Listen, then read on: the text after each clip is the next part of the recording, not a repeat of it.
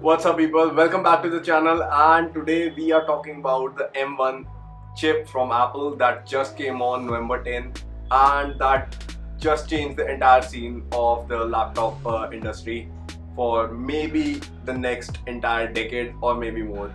Apple shifted to the ARM architecture, and let's start talking about it because there's a ton of stuff. So starting with what is Apple M1 chip? So for a long time Apple has been thinking to shift to their own chip in their laptop hardware, computer hardware, as well as they have been using in their mobile devices. The iPad, iPhone, the Apple Watch and the AirPods have been using their in-house chips for a long time now, and finally they did it with the laptop and the computer hardware, and turns out it's pretty good, like really good. So why is it? Why Apple shifted to their own chip over Intel's? Like, Intel's weren't bad, so let's face it, right? So why they shifted? They shifted because this gives them a lot more control over their hardware as well as software. This means that there will be a lot better optimization for the hardware and software communication, a lot faster communication. The Macs will be even more optimized. As we have seen from the past results, the benchmarks that have came out, it seems like Apple did the job pretty well. So what happens for the industry?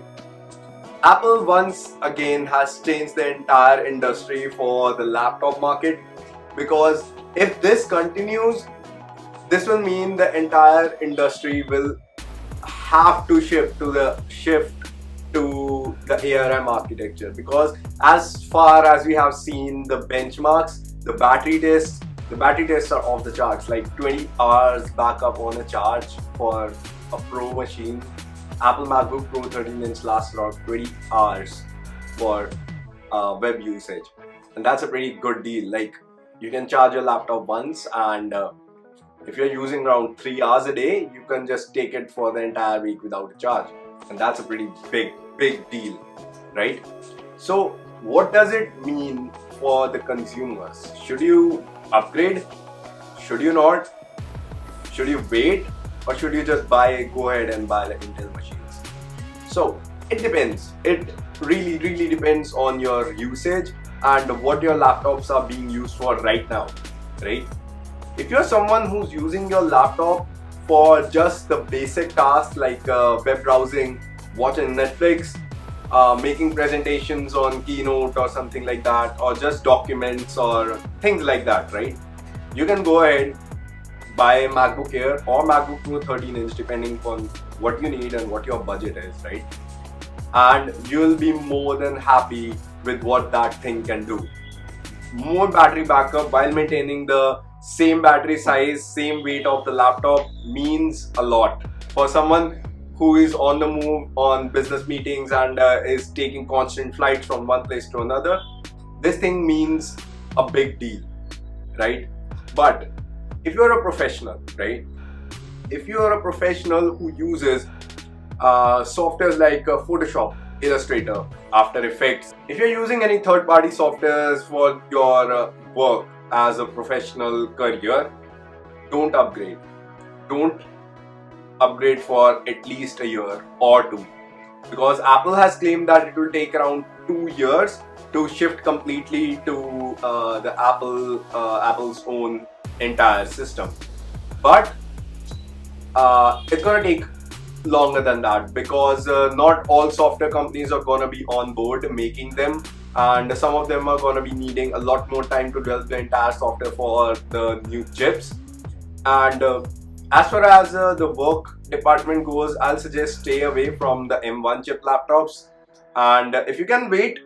Maybe next year they will introduce MacBook Pro 16-inch and the heavier laptops and the Mac computer hardware with a better chip and a better hardware, which will include a dedicated GPU for the ones who need it, because that's a big deal, because videos are not going to be rendered on without a GPU. They're going to need a GPU. If you're planning to do some editing work, you're going to need a GPU. So wait for something to come out with the GPU if you're using the first party applications or some famous software, because they're going to be updated pretty soon. But if you are working on some softwares that require a particular compatibility, stay away from the M1 chip. And should you wait? Yes, you should wait if you can. Just wait out, maybe next year they will have a better laptop. And if you can't wait and still got a professional career to take care of, like a workflow that you have, go ahead, buy your Intel Macs. They are still pretty good. And okay, so Intel Macs are still pretty good, and they're still a powerhouse. And the MacBook Pro 16 is a beast of a performance. This thing can render 4K, 60 FPS, and like 4 streams at a time without a hitch, while running a second display on the GPU, and it does pretty well. So you don't need the M1 chips, but if you need something light and updated, you can go ahead. But for professional people, I'll suggest stay away from them for now. And as far as the benchmarks go, they're pretty good. They're really good. Like MacBook Air is tackling MacBook Pro 16-inch with i7 easy. Like easy. The processing power is more than i7 at like half the price, but it still doesn't have the GPU. Okay, moving on.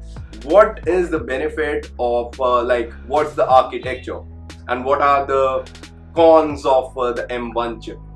The biggest con of M1 chip is the chip is SoC, the entire thing. Like they changed everything. There are a lot of cores, but the biggest thing is they built the RAM onto the machine's chip. The RAM is on the chip, you can't upgrade it.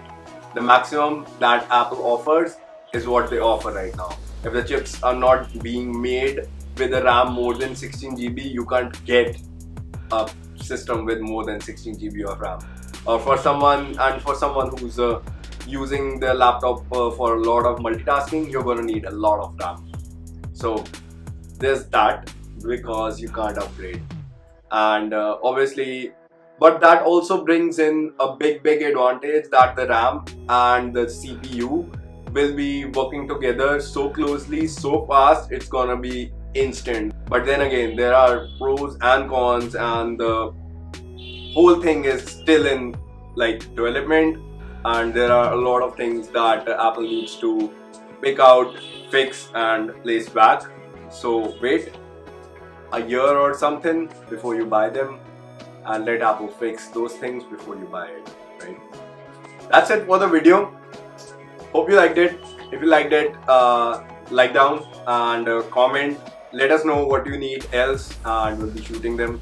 Now videos are gonna be coming a bit faster, and that's all. Bye bye.